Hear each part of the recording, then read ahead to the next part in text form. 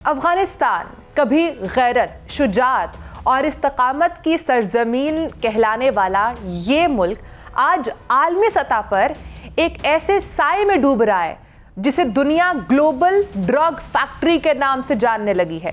اقوام متحدہ کے ادارہ برائے انسداد منشیات و جرائم UNODC کی 2025 کی تازہ ترین رپورٹ نے دنیا بھر میں خطرے کی گھنٹی بجا دی ہے۔ رپورٹ کے مطابق افغانستان میں اس وقت 10,200 ہیکٹر سے زائد رقبے پر افیون کی دوبارہ بھرپور کاشت جاری ہے۔ 2024 میں یہ رقبہ 19% بڑھا اور اگرچہ 2025 میں بظاہر 20% کمی دکھائی گئی، لیکن زابل، کنہڑ اور تخار جیسے حساس علاقوں میں کاشت کے رجحان میں مسلسل اضافہ ہو رہا ہے۔ زمینی حقائق یہ ہیں کہ طالبان کی پابندی کے باوجود پوست کی کاشت کبھی واقعی بند ہوئی ہی نہیں تھی، یہ صرف روپ بدلا کرتی تھی۔ دلچسپ بات یہ ہے کہ افغانستان کے پاس ماضی کے وہ افیون ذخائر موجود ہیں جو 2026 تک کی عالمی طلب کو آسانی سے پورا کر سکتے ہیں۔ اس وقت ملک تقریباً 296 ٹن افیون پیدا کر رہا ہے، جس کی فی کلو قیمت 570 امریکی ڈالر تک پہنچ چکی ہے، یعنی اربوں ڈالر کی معیشت غیر قانونی طریقے سے گھوم رہی ہے اور دنیا صرف تماشا دیکھ رہی ہے۔ یہ سوال یہاں پر بہت اہم ہے۔ طالبان حکومت کے ابتدائی دنوں میں افیون کی کاشت میں واضح کمی آئی تھی، تو پھر یہ زہر اتنی تیزی سے دوبارہ کیوں پھیلنے لگا ہے؟ ماہرین کے مطابق اس کا سب سے بڑا تعلق بھارت کی افغانستان میں خاموش لیکن جارحانہ واپسی ہے۔ جب اگست 2021 کے بعد عالمی برادری نے افغانستان کو تنہا چھوڑ دیا، وہیں بھارت نے پس پردہ اپنی سرگرمیاں تیز کر دیں۔ ترقیاتی منصوبوں، سفارتی روابط، انسانی امداد، ڈیمز اور سڑکوں کے نام پر بھارت نے وہ تمام راستے پھر کھول لیے جو 2021 کے بعد بند ہو گئے تھے۔ اب تو کئی غیر ملکی تھنک ٹینکس کی رپورٹس بھی سامنے آ چکی ہیں کہ طالبان کے ساتھ پس پردہ بھارت کے تعلقات نہ صرف بحال ہوئے بلکہ پہلے سے زیادہ مضبوط ہو گئے ہیں۔ وہ بھارتی سفارت خانے جو طالبان کے اقتدار میں آنے کے بعد بند ہو گئے تھے، آج پوری قوت کے ساتھ چل رہے ہیں۔ حیران کن طور پر اسی واپسی کے بعد افغانستان میں افیون کی پیداوار میں اچانک غیر معمولی اضافہ دیکھا گیا ہے، جیسے کسی نے پچھلے دروازے سے دوبارہ ڈرگ فیکٹری کھول دی ہو۔ لیکن ایسا کیوں؟ کیونکہ ماہرین کا ماننا ہے کہ بھارت کا اصل مقصد افغان تعمیر و ترقی نہیں ہے، بلکہ گلوبل ڈرگ نیٹ ورکس میں اپنی پرانی گرفت کو مضبوط کرنا ہے۔ بھارت کی معیشت جب دباؤ میں آتی ہے، اسی دوران افغانستان کی منشیات پیداوار بڑھ جاتی ہے۔ یہ ایک پیٹرن ہے جو 2011، 14، 18 اور 2020 اور اب 2024-25 میں دوبارہ سامنے آیا ہے۔ یہی وہ سال تھے جب بھارت میں بے روزگاری، صنعتی ناکامی اور مالیاتی خسارے حد سے بڑھ گئے تھے، اور اسی دوران منشیات سمگلنگ کے بڑے عالمی کیسز بھارت کے ڈرگ گروپ سے جا ملے۔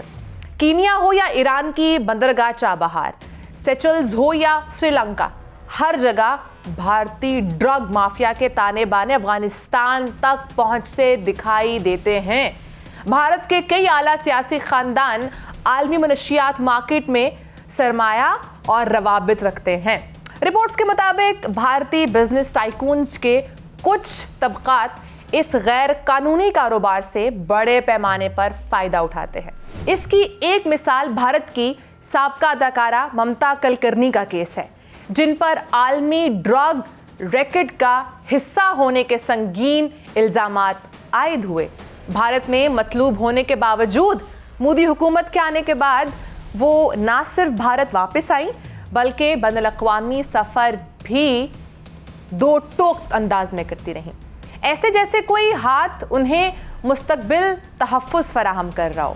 یہ صرف منشیات نہیں، بھارت کے معیشت کے سائے میں تابکاری مواد، یورینیم سمگلنگ اور نیوکلیئر لیکیج کے واقعات بھی سر اٹھا رہے ہیں۔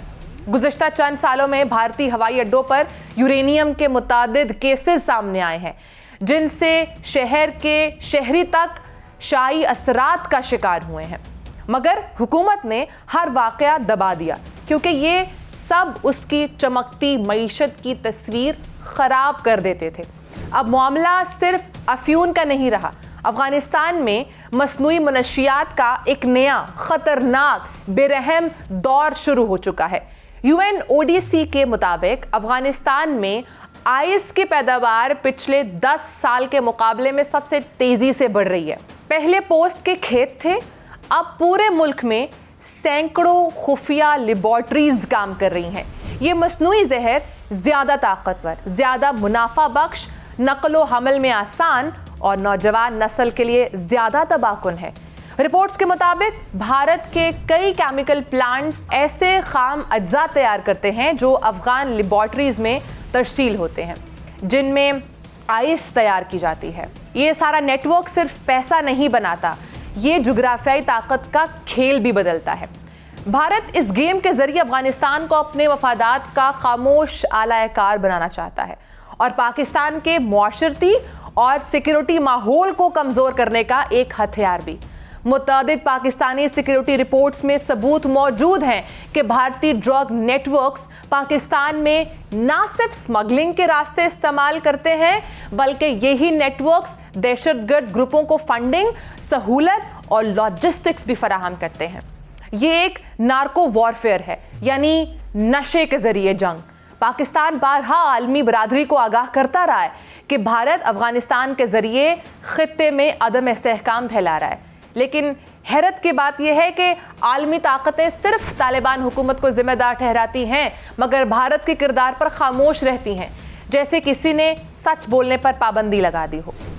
दुनिया को समझना होगा कि मनशियात का जहर आप सिर्फ दूसरों को बेचकर खुद महफूज नहीं रह सकते। अगर ये कारोबार इसी तरह फैलता रहा तो वो वक्त दूर नहीं जब भारत की अपनी गलियां, उसकी अपनी यूनिवर्सिटीज़, उसके लोकसभा के राहदारी तक इसी लानत का मरकज़ बन जाएंगे। अफ़गानिस्तान की वादियाँ इस वक्त जहर से भर रही हैं, लेकिन ये जहर अगर ना रोका गया तो कल पूरी इंसानी नस्ल की रगों में दौड़ने लगेगा। अफ़गानिस्तान की धरती सिर्फ जंगों से बर्बाद नहीं हुई, अब उसे जहर के आलमी कारोबार ने अपनी लपेट में भी ले लिया है। और इस कारोबार के पीछे एक मुकम्मल स्ट्रक्चर्ड, एक नेटवर्क, एक मालियाती ताकत और एक खामोश हिमायत है। आलमी बरादरी के लिए ये वक्त फैसला कुन है। अगर दुनिया ने भारत के इस किरदार, उसकी मनशियाती सल्तनत, उसके न्यूक्लियर स्मगलिंग नेटवर्क्स और अफ़गानिस्तान में उसके खुफिया असर रसूख का नोटिस ना लिया तो वो दिन दूर नहीं जब ये जहर सरहदों, कौमों, हुकूमतों और नस्लों को उजाड़ देगा। इंसानियत की बका, नौजवान नस्ल का तहफ़्फ़ुज़ और आलमी सलामती के लिए ज़रूरी है कि भारत के इस पूरे किरदार को बेनकाब किया जाए, वरना ये आग सिर्फ अफ़गानिस्तान में नहीं पूरे ख़ित्ते में भड़क उठेगी।